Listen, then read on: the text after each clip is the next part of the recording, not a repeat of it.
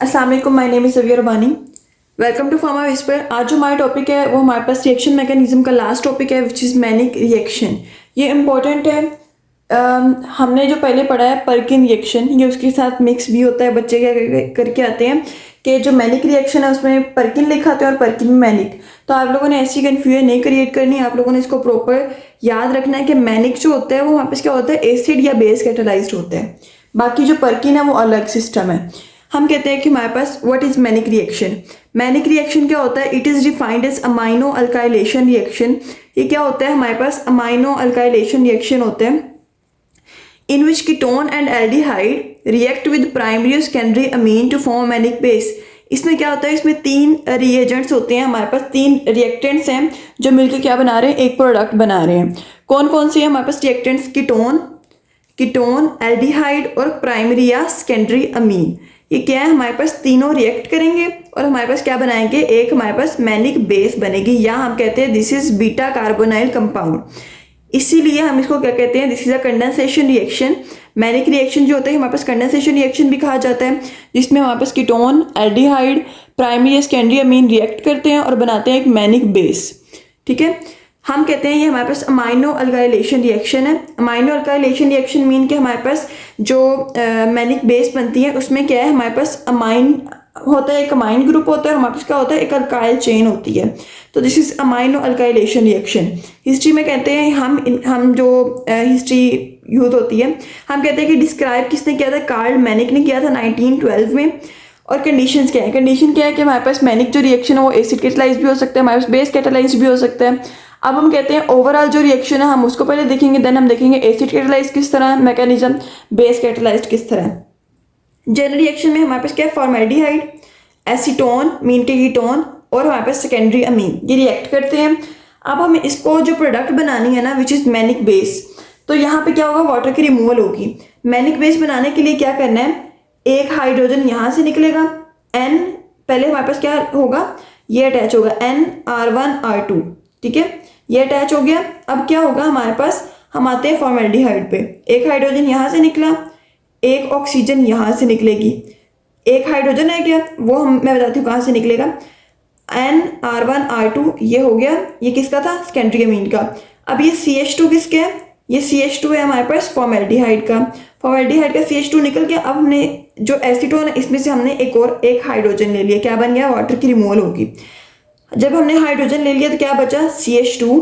बाकी प्रोडक्ट वैसे का वैसे, जिस कार्ड मैनिक बेस। अब इसी का हम क्या देखेंगे? मैकेनिज्म देखेंगे किस तरह हमारे पास क्या है, एसिड कैटालाइज कौन सा है और हमारे पास बेस कैटालाइज कौन सा है। हम कहते हैं कि हमारे पास जो होती है मैंने कहा था कि हमने जो यूज़ करनी है अमीन, वो क्या होना चाहिए? हमारे पास प्राइमरी या सेकेंडरी होना चाहिए। टर्शरी क्यों नहीं होना चाहिए? क्योंकि उसमें हमारे पास क्या होता है? NH बॉन्ड नहीं होता। N के साथ तीनों ग्रुप्स डिफरेंट अटैच हो जाएंगे ना, तो N के साथ हाइड्रोजन की बॉन्डिंग नहीं होगी, क्योंकि N के तीन है वो पूरी हो जाएंगी। तो इसलिए हम कहते हैं हमारे पास जो टर्शरी अमाइन होता है उसके अंदर क्या होता है? NH लैग करते हैं, जिसकी वजह से हम उसको यूज़ नहीं कर सकते। हम कहते हैं हमारे पास क्या होता है? Acid catalysed. Acid catalysed reaction में हम कहते हैं पहला स्टेप क्या है? हमने बनाना है फॉर्मेशन ऑफ इमीनियम आयन और स्किफ बेस। ये सेम है, हमने सेकेंडरी अमीन ले लिया, उसको हमने फॉर्मेल्डिहाइड के साथ रिएक्ट करवाना है। R ये बन गया, इसमें हमारे पास क्या होगा? हाइड्रोजन निकलेगी, ये मूव करेगी इधर इस वाले ऑक्सीजन पे, तो क्या होगा?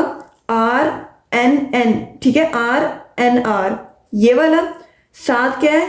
CH2 अटैच है, फिर उसके बाद सिंगल बॉन्ड के साथ क्या अटैच हो गया? OH। ये हमारे पास क्या है? हाइड्रोजन ने जब मूव किया तो बॉन्ड की ब्रेकेज हुई, हमारे पास सिंगल बॉन्ड OH लग गया। अब क्या होता है? इसके ऊपर हमारे पास हाइड्रोजन एक्ट करती है और वाटर की रिमूवल होती है।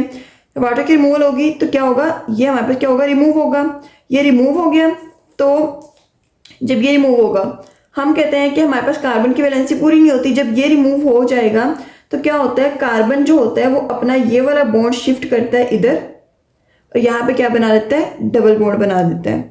ठीक है, वाटर की रिमूवल होगी, हाइड्रोजन के साथ निकल गया और ये वाला बॉन्ड शिफ्ट हो गया इस वाली जगह पे, और क्या बन गया? Double bond NR2। ठीक है, ये 2R है ना, NR और double bond CH2। This is called iminium ion, या इसको हम कहते हैं this is a Schiff base. अब हम कहते हैं हमारे पास क्या होगा?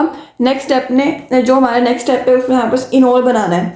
इनोल हमने पढ़ा है टोटोमेरिज्म में, उसमें हमने कहा है कि एसीटोन जो होगा, एसीटोन में क्या होता है, इसमें हमारे पास शिफ्टिंग ऑफ प्रोटॉन होती है और टॉटोमेरिज्म होती है।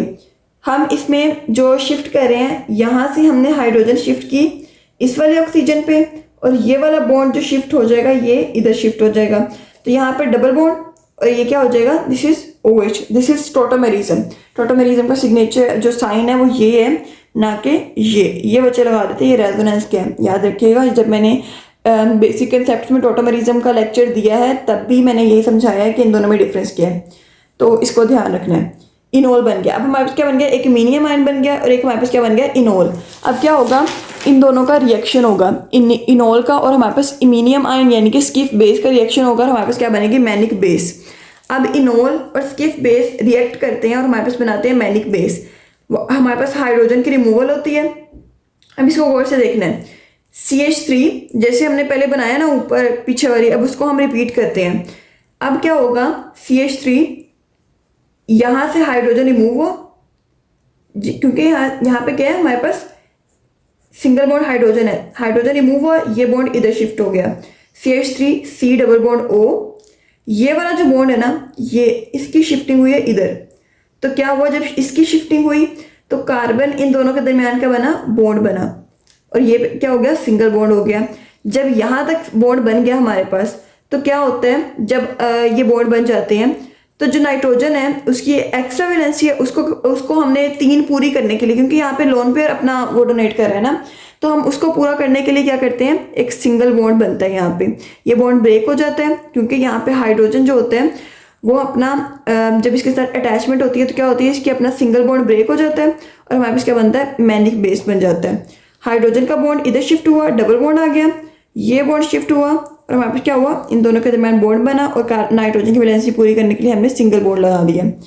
तो हम कहते हैं नेक्स्ट हमारे पास क्या है, विच इज़ बेस कैटलाइज्ड। इसमें हम कहते हैं सबसे पहले के स्टेप में हम क्या कहते हैं, दिस इज कार्बन आयन बनता है, कीटोन में हमने बेस डाली, बेस हाइड्रोजन को एब्स्ट्रैक्ट कर लिया और क्या बन गया, कार्बन आयन। अब हम कहते हैं फिर हमने हमारे पास रह के गया फॉर्मेल्डिहाइड और सेकेंडरी अमीन, ये दोनों रिएक्ट करेंगे और हमारे पास क्या बनाएंगे, ये जो रिएक्ट करेगा इधर आएगा, OH बन गया और हमारे पास NR2 जैसे पहले हुआ था, इस तरह बन गया। अब क्या होगा, इसका और इसका रिएक्शन होगा, हमारे पास मैनिक बेस बना देनी है।